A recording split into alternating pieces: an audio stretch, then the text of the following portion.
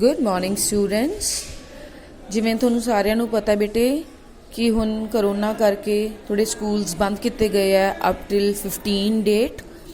सो हुण तो मैं तुहानूं रोज़ हर एक सबजैक्ट का मतलब जिवें इंग्लिश का और SS का 6, 7 की SS और इस वीडियो दे विच तुहानूं 9th की इंग्लिश द बिविचर्ड जैकेट के क्वेश्चन आंसरस करवान लगी हैं। काइंडली सबसक्राइब कर लो बेटे चैनल नूं ताकि तुहानूं रोज़ का किया होया काम टाइमली मिल सके। सो फर्स्ट क्वेश्चन देखो बेटा, दीज आर द आंसर्स। ये आंसर्स है जो मैं लिखे है, तुसी क्वेश्चंस आपकी कॉपी ते देख सकते हो। मैं तुहानूं ये समझा दिनी है questions.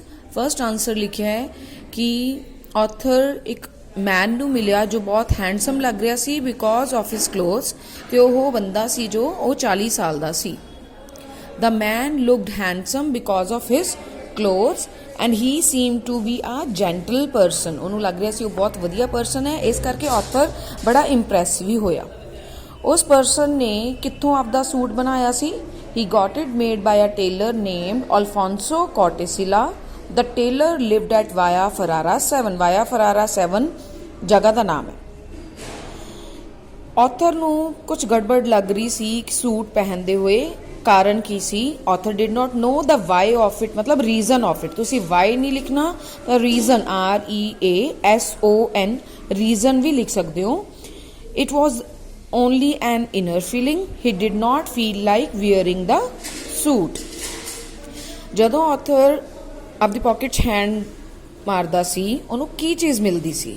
Whenever he put his hand in his pocket, what he found? He found there a 10,000 lira note.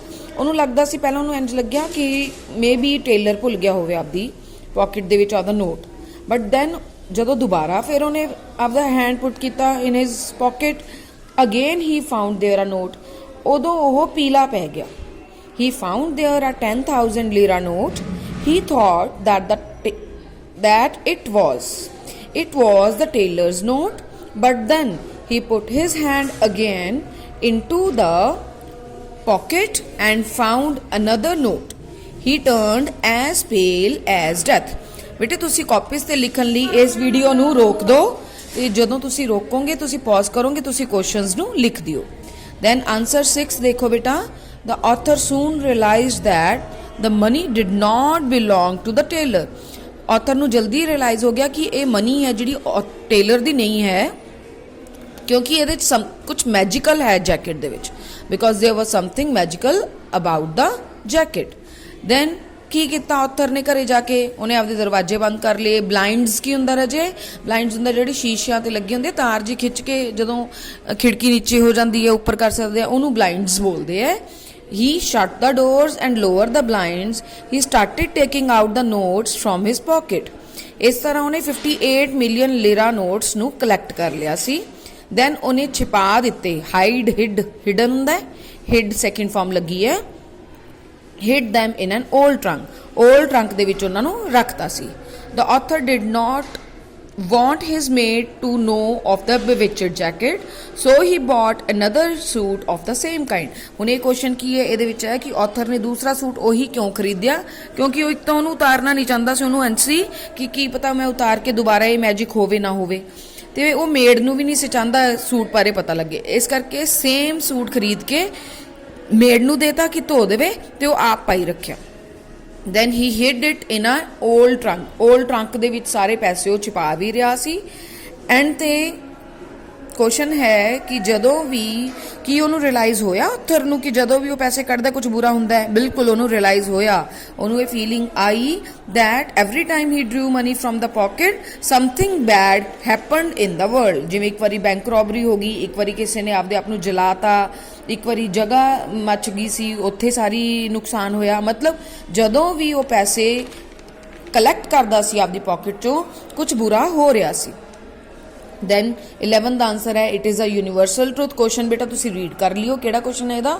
Then 12th answer है जदों भी वो आपदी पॉकेट चों कुछ कढ़दा, सेम लाइन है कि समथिंग बैड हैपन्ड, इस करके उन्हें सोचा कि मैं जैकेट नूं डिस्ट्रॉय कर दूंगा। But when he was destroying it उन्होंने बहुत उच्ची आवाज़ सुनती है जिहड़ी कहती है too late too late. But ਉੱਥੇ ਉਹਨੂੰ ਕੋਈ ਵੀ ਨਹੀਂ ਮਿਲਦਾ। ਲਾਊਡ ਵੌਇਸ, ਹਿਊਮਨ ਵੌਇਸ ਵੀ ਤੁਸੀਂ ਲਿਖ ਸਕਦੇ ਹੋ। ਲਾਊਡ ਹਿਊਮਨ ਵੌਇਸ ਉਹਨਾਂ ਨੂੰ ਸੁਣਦੀ ਹੈ ਜਿਹੜੀ ਕਹਿੰਦੀ ਹੈ ਟੂ ਲੇਟ। ਦੈਨ ਜਦੋਂ ਜੈਕਟ ਡਿਸਟਰੋਏ ਹੋ ਜਾਂਦੀ ਉਦੋਂ ਬਾਅਦ ਉਹ ਘਰੇ ਆ ਜਾਂਦਾ, ਫਿਰ ਉਹ ਖੁਸ਼ ਸੀ? ਨਹੀਂ, ਉਹ ਸੈਡ ਸੀ, ਵਰਿਡ ਵੀ ਸੀ, ਕਿਉਂਕਿ ਉਹਨੂੰ ਇਹ ਲੱਗਦਾ ਸੀ ਕਿ ਇੱਕ ਦਿਨ ਟੇਲਰ ਆਊਗਾ ਉਹਦੇ ਘਰ ਦੇ ਬਾਹਰ ਤੇ ਕਹੂਗਾ ਕਿ ਮੈਨੂੰ ਸੂਟ ਦੇ ਪੈਸੇ ਚਾਹੀਦੇ ਆ, ਤੇ ਹੁਣ ਉਹਦੇ ਕੋਲ ਸੂਟ ਦੇ ਪੈਸੇ ਵੀ ਨਹੀਂ ਹੋਣੇ ਕਿਉਂਕਿ ਜੈਕਟ ਉਹ ਜਲਾ ਚੁੱਕਿਆ ਹੈ। ਸੋ ਦਿਸ ਵਾਜ਼ all about the question answers of your chapter The Bewitched Jacket. I hope these 13 questions are clear to you.